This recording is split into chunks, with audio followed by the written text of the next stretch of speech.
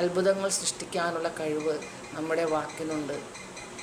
അങ്ങനെയെങ്കിൽ മുറിവേന്തി നടക്കുന്ന മനുഷ്യർക്കും നിരാശയിലായിരിക്കുന്നവരുടെയും ഹൃദയങ്ങളിൽ ഒരു മരുന്നായി മാറാൻ നമ്മുടെ വാക്കുകൾക്ക് കഴിയില്ലേ?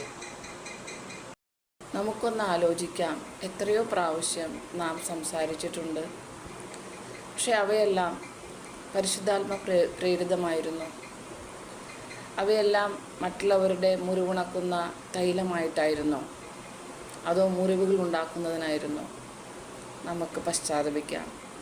നമുക്ക് ഇപ്രകാരം ഈശോയോട് പ്രാർത്ഥിക്കാം. ഈശോയെ, ഈ പെന്തക്കോസ്ത് ദിനത്തിൽ എൻ്റെ വാക്കുകൾ മുറിവുണക്കുന്ന തൈലമാക്കി മാറ്റാൻ കൃപ തരണമേ.